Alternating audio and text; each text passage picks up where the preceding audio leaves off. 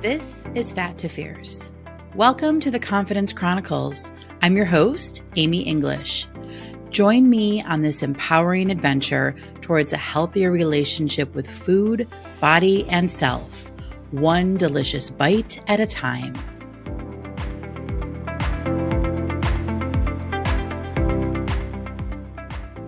Welcome to the Confidence Chronicles. I'm your host, Amy English, and this is episode number 43. We are 1 week post-election in the United States. Last week, I recorded episode number 42 on Election Day, and at the time, we didn't know what the outcome was going to be. Well, it's been a full week. Today is November 12th, 2024. We know what the outcome is, and we're dealing with it. For a lot of us, the outcome is not what we hoped or expected, myself included. And now we're just trying to figure out where we go from here and what steps we take moving forward. And quite honestly, I think it's really important to take care of yourself.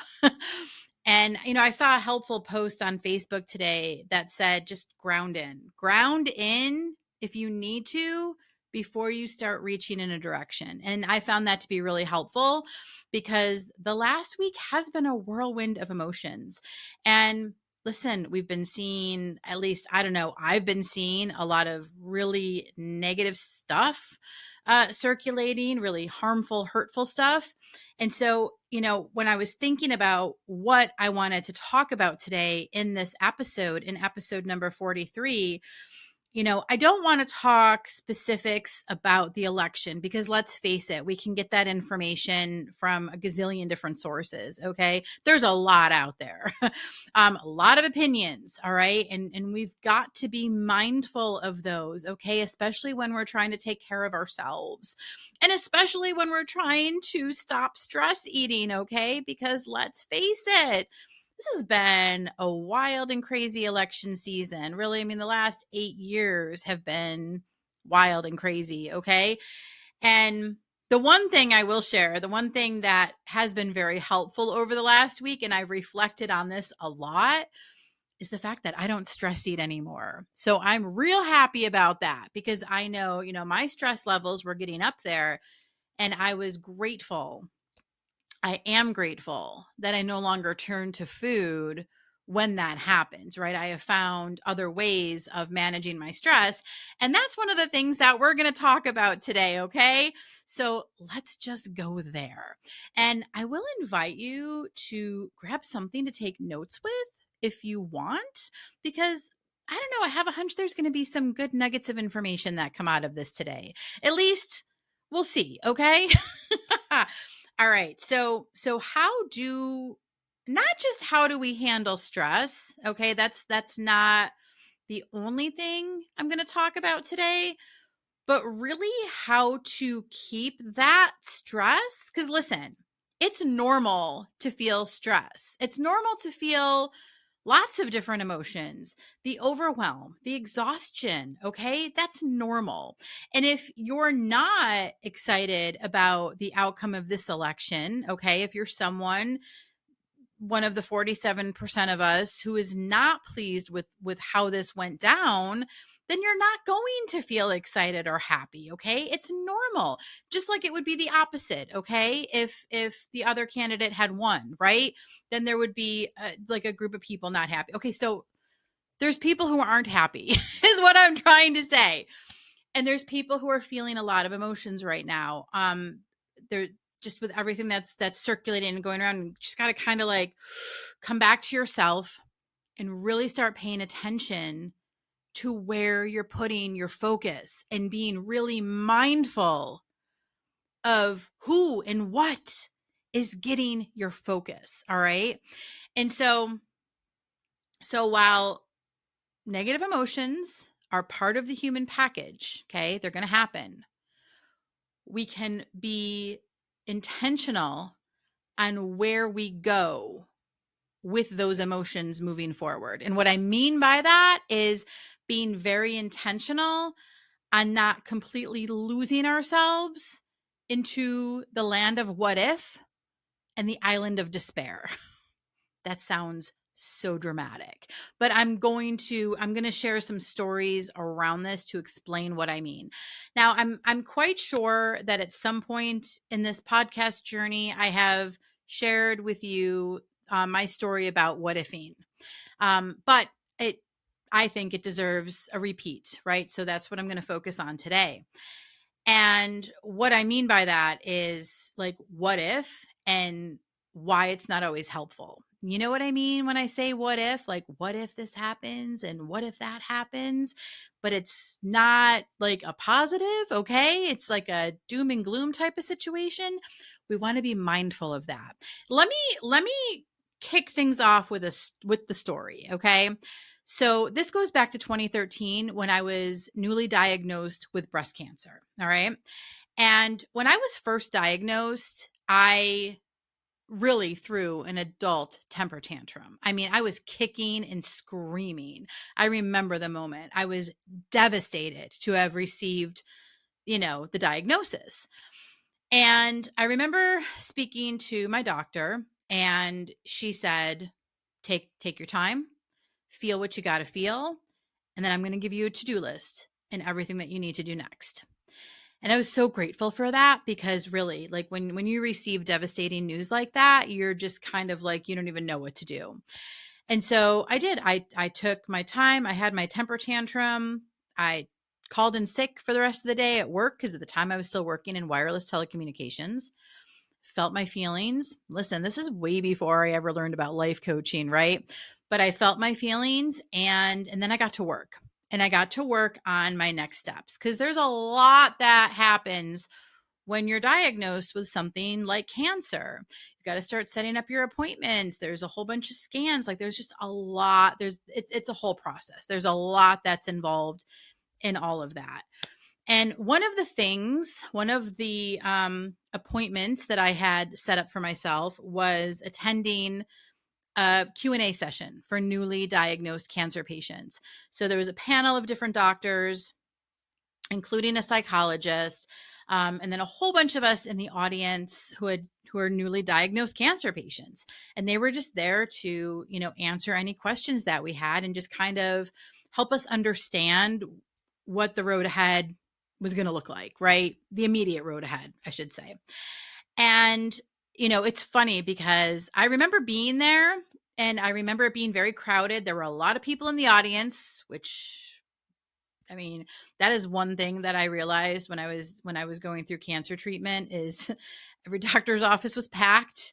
The hospital was packed. This Q&A session was packed.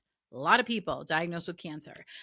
And so I remember being there, and I remember it being crowded, and I remember sitting there with my husband. He came with me, and I don't remember any of the specific questions that were asked. I may have asked one. I don't even remember. But there is one specific takeaway that is still with me and still plays an active role in my life today. And it is this. It came from the psychologist. And here is what she told all of us. Now is the time that you need to sell your real estate in the land of what if, because what if is not going to help you here. That has stayed with me for the last 11 years. And it is such a powerful statement. Now, if you're anything like me, you might be familiar with what ifing, right? Like I often say, like, I was always a what ifer, but on the doom and gloom side, because here's the thing when it comes to what if, okay? There's a negative side to what if. That's going to take you right to the island of despair, as I like to call it.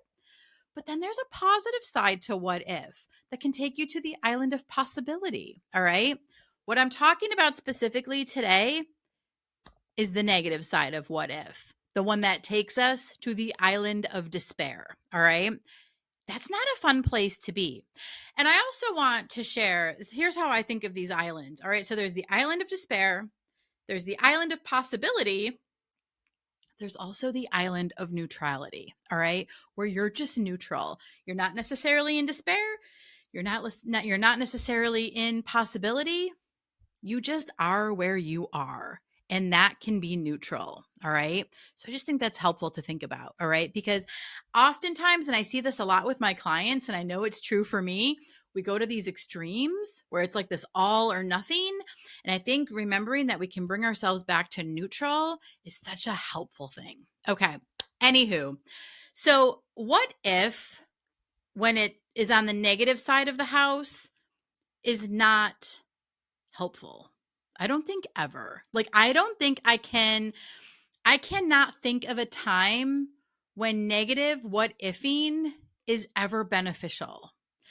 And here's the interesting part to that. I think we sometimes think it's helpful because we're like preparing ourselves for like the worst case scenario, but then we're kind of bringing that about. Like there's just no benefit to it, right? Especially when we don't know, when we're not focusing on facts, right? And this is where this came this was helpful in terms of breast cancer. Because of course, you know, even after hearing this, there were certainly moments where I would start negative what ifing, right? Oh my gosh, what if I'm going to need chemo? What if this is spread? What if I die? I mean, let's keep in mind here, when I was diagnosed with breast cancer, I had two little kids. My babies were 4 and 5 at the time. That was terrifying. I mean, it's terrifying anytime, but having two little kids, yeah, no, not fun. And so there was a lot of that what ifing. Well, after hearing what the psychologist had offered us about the land, about selling our real estate in the land of what if, which just means get the heck out of what if land, okay? You got to like get out of there. You don't want to have a house there. You don't want to be living there because it's not helpful. And so even when I noticed myself kind of on that train heading to the island of despair, I was able to pull myself back and at least get to the island of neutrality. And I would do that by reminding myself, I don't know yet. And I think that is one of the things we struggle with most as humans is that uncertainty. Uncertainty is very uncomfortable. Pretty sure I talked about that last week in episode number 42, right? But uncertainty is very uncomfortable. But I think it comes down to which is worse, the uncertainty, the not knowing, or sitting in that island of despair. Personally, I think sitting in the island of despair is much worse. They often say what you think about, you bring about, right? So the more we're focusing on the negative what ifs, I mean, is that what we're bringing to light? Is that what we're bringing into our reality? I mean, it's worth considering, I think. Now, that said, this doesn't mean that we don't feel our negative emotions. On the contrary, we absolutely are going to feel whatever we're feeling. Listen, when I was diagnosed with breast cancer, it would have been really weird for me to feel happy and excited about that. Of course, I was going to feel terrified and anxious and stressed out. I mean, heck, I gained 30 pounds in the first month of my diagnosis because I was stress eating. I mean, really, that's, you know, at the end of that first month, that's when I realized I needed to fix my issues with food. I needed to figure out how to stop stress eating because I had just lost 100 pounds and then gained 30 back. Okay. My point is, of course, I was going to feel those negative emotions. Of course, I was going to feel that stress. That's normal human emotions. Listen, all emotions are part of the human package, including the negative ones. Once we learn to accept those and feel those, we're then like, that's taking back our power with our emotions, okay? The idea isn't to hide them or sugarcoat them or think positive thoughts all the time, okay? Negative emotions are going to happen. Where this whole what ifing comes into play is when we're already feeling stressed or sad or frustrated or angry or whatever, and then we start with the, well, what if this happens? And what if this happens? And what if this happens? It just intensifies it with information, using information that is not fact. And that is where we land in the island of despair when we don't necessarily have to be there yet. And what role does all this play when it comes to emotional eating? Well, you may have guessed it. It leaves us feeling worse. It it's like it intensifies all of the negative emotions. And this is where I've talked about before, manufacturing stress, manufacturing other negative emotions, like intensifying them, creating more of it when it may not necessarily need to be intensified at the moment. And all this comes into play like once we start paying close attention to how we're feeling, all right, and paying attention to what we're thinking.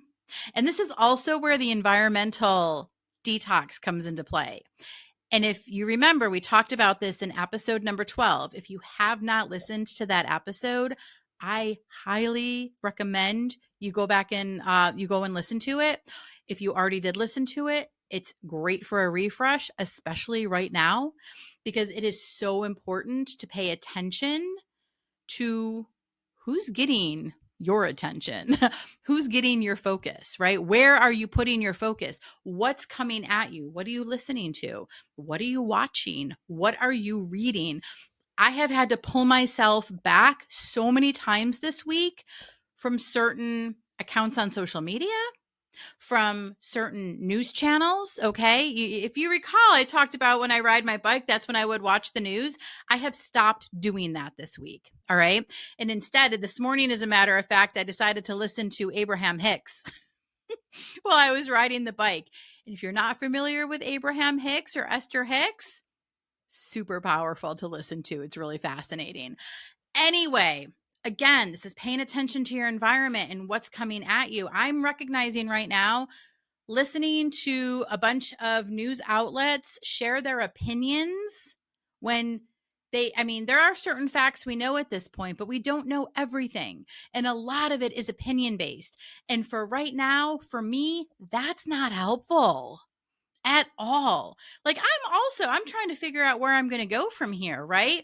But if I'm going to figure out where I'm going from here, from where we are now, doing that from the island of despair after taking the negative what if train, that's not going to be helpful. No. If anything, I want to be at the island of neutrality. All right.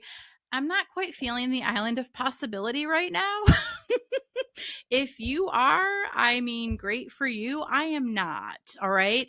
I'm trying to keep myself in a neutral space as far as my thoughts are concerned. Okay. That's an important distinction there. I'm trying to keep it neutral as far as my thoughts are concerned, not going off into this, oh my gosh, what if this and what if that and what if this happens and what if that happens. I'm fortunate that I have a husband who's really good at that, of being like, what are the facts? What do we know right now? What do we know? What do we know today? And he's very helpful at pulling me in as well, into that neutral space. And I don't mean neutral as far as like opinion. I just mean neutral as far as where you're letting your mind go. Okay. Hopefully that makes sense. But he's real good at that. So he's kind of been like my little force right now, helping me get to that space. Okay. And again, by making conscious choices while I'm riding my bike, instead of listening to the news or watching the news, I'm watching something on YouTube that is helpful, because that's what I watch while I'm riding the bike. I've got the TV right in front of me and I put it on YouTube and find something from there to watch. And I was like, you know what? Let's go listen to Esther Hicks, Abraham Hicks, because I haven't listened to that in a long time. And I think that might be nice. So that's what I did. Focusing on stuff that is within my control, that helps me feel just a little bit better, it's worth it. Okay. And then that, when you're in that space, it's more clear almost to think about like where you want to go next, what you want to do, the steps that you want to take moving forward. Okay. All right. So I want to just go through, because I do have some notes here and I want to make sure that I hit on everything. All right. So number one, got to sell your real estate in the land of what if, because what if is negative, what if is rarely ever helpful. Okay. I wish I could remember the psychologist's name who said that, but I can't. What if The negative train of what if is not always helpful. Remember, I like to think of it as two trains. There's the negative part of what if that goes to the island of despair. There's the positive side of what if that can go to the island of possibility. Like, what if everything turns out great? I mean, again, I'm not there yet, okay? But like, what if today's okay? All right? What if today's all right?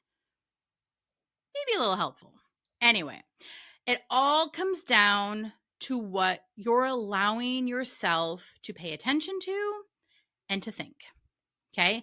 This is very much part of you taking your power back. I know I talk a lot about taking your power back from food, but there is also taking your power back from your thoughts. There is taking your power back from your environment. Okay.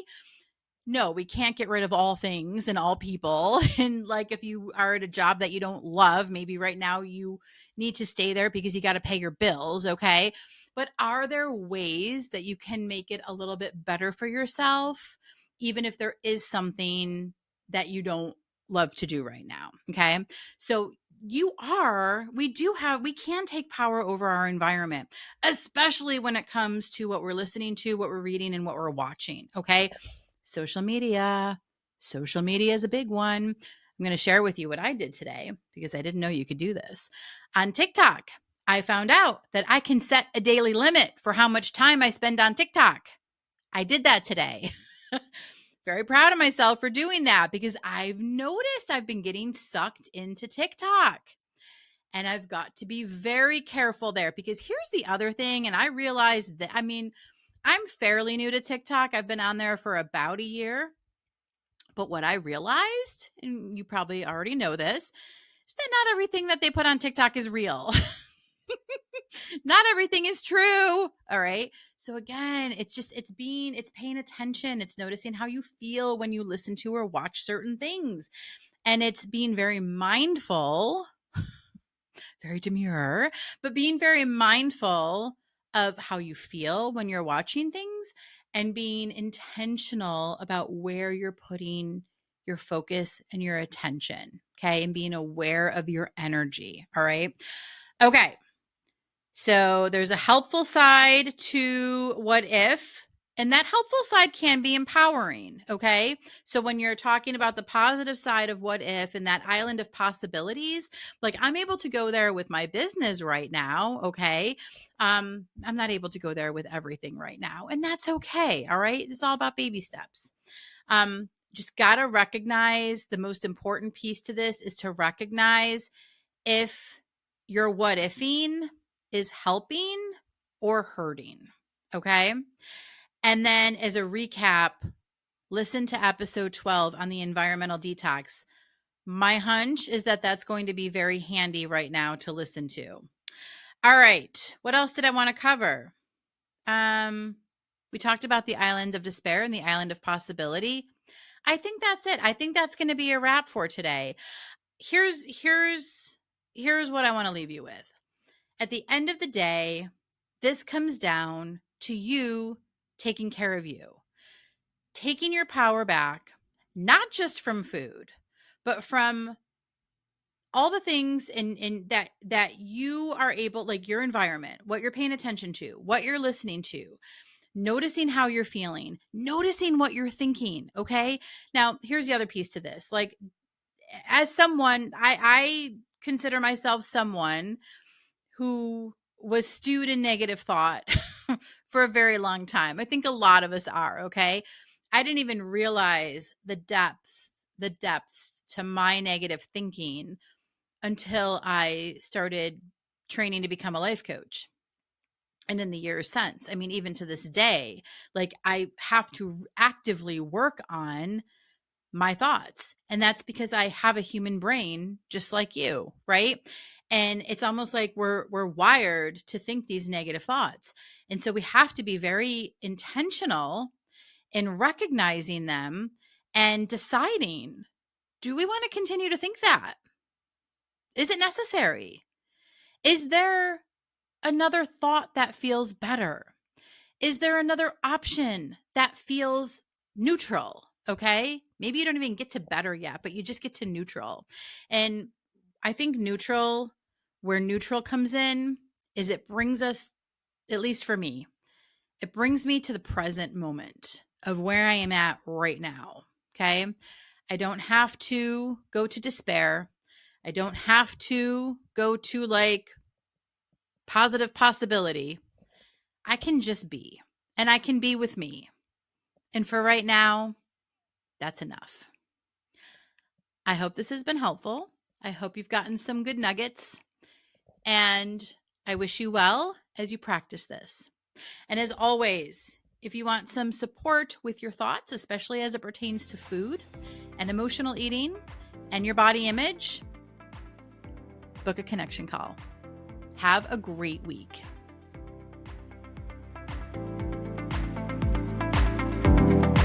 Are you ready to take control of your eating, embrace your body, and boost your confidence? Then let's get fierce. Start your Fat to Fierce journey today.